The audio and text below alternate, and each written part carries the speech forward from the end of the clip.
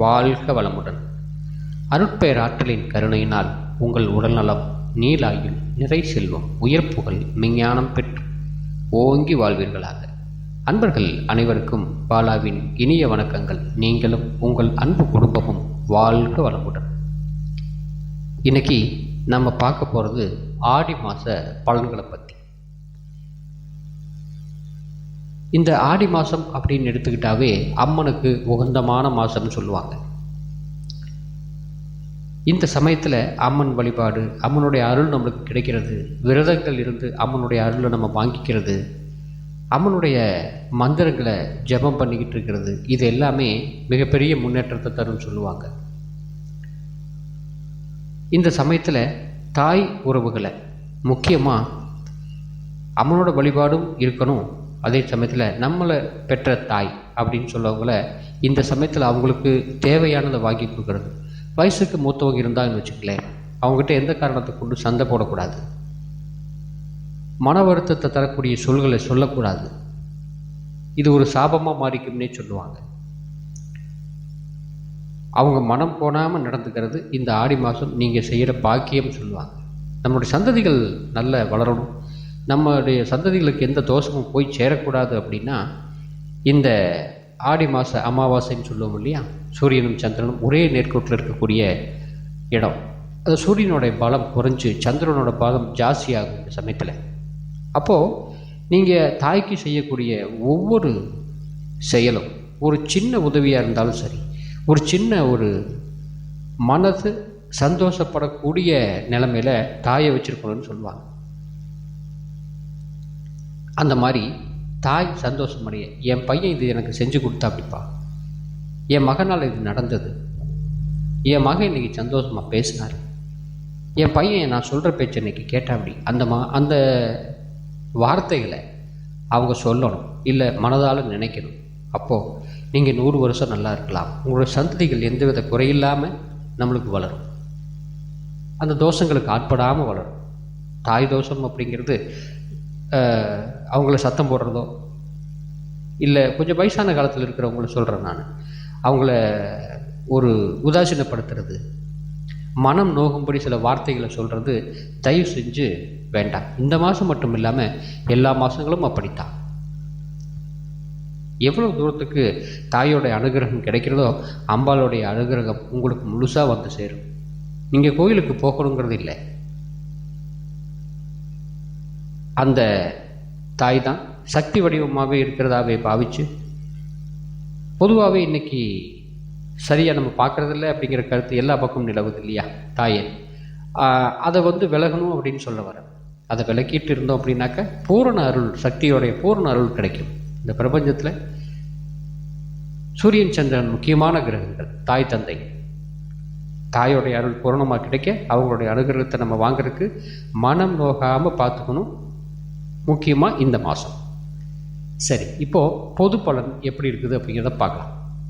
ராசி அதிபதி அப்படின்னு சொல்லக்கூடிய மிகப்பெரிய தைரியத்துக்கு கொடுக்கக்கூடிய செவ்வாய் 2ஆம் இடத்துல நிற்கிறார். இந்த 2ஆம் இடத்துல நிற்கக்கூடிய செவ்வாயினால் நம்மளுக்கு பொருளாதாரம் கூடும், தம்முடைய முயற்சிகள் மூலிமா நிறைய வெற்றிகள் கிடைக்கும், பொருளாதார வசதியில் நல்ல ஒரு மேம்பாடு நிலவும்.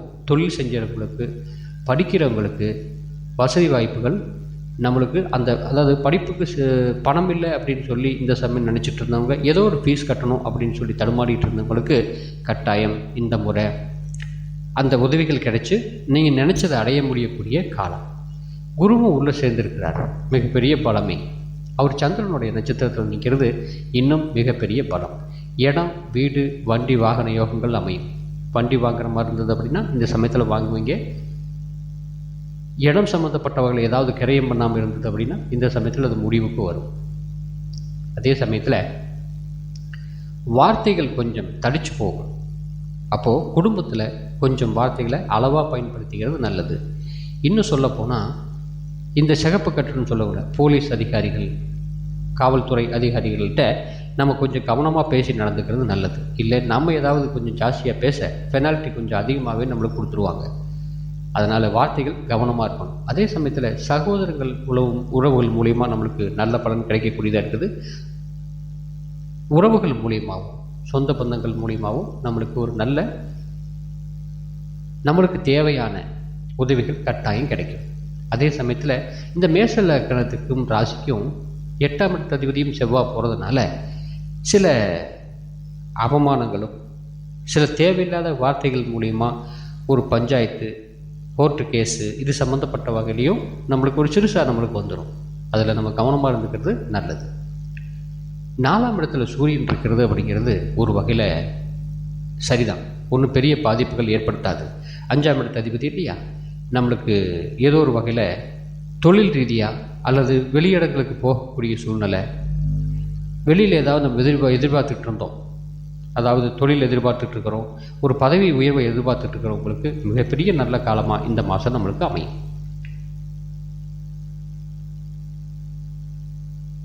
சுக்கிரனும் 4ஆம் இடத்துல நிற்கிறார், மிக வலுவான கிரகம். சந்திரனுடைய வீடு அதுக்கு பகையாக இருந்தாலும் கூட அவர் பொருளாதாரத்தையும் மனைவி மூலிமா சில சங்கடங்களை உருவாக்கினாலும் கூட ஒரு பொருளாதார ரீதியாக ஒரு நல்ல ஒரு முன்னேற்றத்தை நம்மளுக்கு கொடுப்பார். மனைவிக்கிட்டையும் பேசும்போது கொஞ்சம் கவனமாக பேசுகிறது நல்லது. கொஞ்சம் சின்ன சின்ன சண்டை சச்சரவுகள் மனஸ்தாபங்கள் வந்து விலகும். சரி, இப்போது புதனும் அந்த இடத்துக்கு இருக்கிறார். இந்த முறை புதன் ஆரம்ப காலகட்டங்களில், அந்த ஆடி மாதத்துடைய ஆரம்ப காலகட்டங்களில் புத்திக்கு சொந்தமான ஒரு கிரகம். 6ஆம் இடத்து அதிபதியும் கூட 3ஆம் இடத்து அதிபதியும் கூட வெளியிடங்களுக்கு போகிறது, அதாவது வீட்டை விட்டு கோச்சிக்கிட்டு போவோம் இல்லையா, ஒரு சின்ன மனஸ்தாபம் அந்த மாதிரி நடக்குது. ஆண் பெண் இருபாலருக்கும் இது கொஞ்சம் பொருந்தும். அதனால் இந்த சமயத்தில் அமைதியாக இருக்கிறது மிகப்பெரிய நன்மையை தரும். 6ஆம் இடத்துல கேது இருக்கிறது ஒரு வகையில் பலம். வேலை கிடைக்காத தடுமாறிட்டு இருந்தவங்களுக்கு தன்னுடைய தசாபுத்திகள் சாதகமாக இருக்கிற பட்சத்தில் கட்டாயம் ஒரு வேலை வாய்ப்பு கிடைக்கக்கூடியதாக நம்மளுக்கு இருக்குது. தொலைதூரத்தில் வெளிநாட்டில் வேலை எதிர்பார்த்துட்டு இருக்கிறவங்களுக்கு கட்டாயம் இந்த முறை வேலை கிடைக்கும் அப்படின்னு சொல்லலாம். 11ஆம் இடத்துல சனி இன்னைக்கு வக்ரமாகி நிற்கிறார்.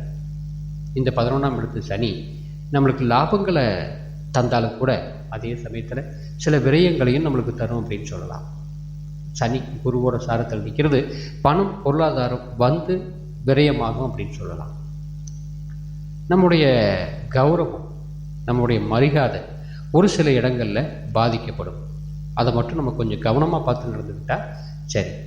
12ஆம் இடத்துல ராகு, மிக பலமான ராகு. இவர் சனியோட நட்சத்திரத்துக்கு மாறிட்டார். அப்போது சனியும் ராகுவும் ஒன்று சேரும்போது தொழில் ரீதியான ஒரு முன்னேற்றத்தை கொடுக்கும். சொந்த தொழில் செய்யலாமா அப்படிங்கிற ஒரு எண்ணங்களை நம்மளுக்கு கொடுக்கும். அப்போது இந்த சொந்த தொழில் செய்யலாம், இல்லை தொழிலில் முதலீடு பண்ணலாம் அப்படின்னு நினச்சிட்டு இருக்கிறவங்கள நம்முடைய ஜனனகால ஜாதகத்தில் நடக்கக்கூடிய தசாபுத்திகள் நம்மளுக்கு சாதகமாக இருக்குதா அப்படின்னு பார்த்துட்டு அதுக்கப்புறம் தொழில் தொடங்கிறது நல்லது. விரயஸ்தானத்தில் ராகு நிற்கிறது ஒரு வகையில் பலமாக இருந்தாலும் கூட இது சுபபூரியமாக மாறக்கூடிய மாதம்தான். ஆனாலும் நம்முடைய இருப்புக்கு மேலே செலவு அப்படிங்கிறது சில கடன்கள் ஏற்பட்டு போகும் அப்படிங்கிற மாதிரி இருக்குது. சின்ன சின்ன கடன்கள் இந்த சமயத்தில் வாங்க வேண்டியது.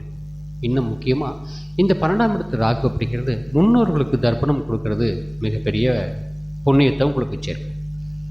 நம்முடைய தாத்தா பாட்டி, நம்முடைய அம்மாவகை சொந்தம், அம்மாவகை தாத்தா பாட்டி இருக்காங்க இல்லையா, இவங்களுக்கெல்லாம் திதி கொடுக்காமல் விட்டுருந்தாங்க அப்படின்னா, மறந்து போயிருந்தா, இல்லை அதை நம்ம இது வரைக்கும் நம்ம அதை பார்க்கவே இல்லை, சில கஷ்டங்கள் நம்மளுக்கு ஆட்பட்டுக்கிட்டே இருக்குது, ஏதோ ஒரு வருமானம் நம்மளுக்கு வருது ஆனாலும் அது விரயங்கள் ஆகிக்கிட்டே இருக்குது அப்படின்னு ஒரு சில குடும்பங்களுக்கு, ஒரு சில ஜாதகர்களுக்கு இந்த மாதிரி தொந்தரவுகள் வந்துக்கிட்டே இருக்கும். பணமெல்லாம் வருதுங்க, வியாபாரம் நல்லா தான் நடக்குது, ஆனால் அந்த பணம் கையில் நிற்க மாட்டேங்குது, ஏதோ ஒரு வகையில் செலவாகிக்கிட்டே போகுது அப்படின்னு சொல்கிறவங்களுக்கு, இந்த மேஷராசி அன்பர்களுக்கு முன்னோருடைய திதிகள் மூலியமாக உங்களுக்கு இந்த நிலை மாற்றப்படும். கொஞ்சம் பொருளாதாரத்தில் தக்க வச்சுக்கக்கூடிய நிலைமை நம்மளுக்கு ஏற்படும். தெய்வ வழிபாடும் தாயுடைய வழிபாடும் இந்த முறை இந்த மாதம் முழுக்க உங்களுக்கு நன்மையே செய்யும். வாழ்க வளமுடன். மேஷ ராசி அன்பர்களுக்கு நவ கிரகங்கள் நன்மைகளையே செய்யட்டும் அப்படின்னு சொல்லி அன்னை ஸ்ரீ பாலா திரிபுர சுந்தரியை வேண்டிக் கொள்கின்றேன். வாழ்க வளமுடன். மீண்டும் அடுத்த பதிவில் பாலா.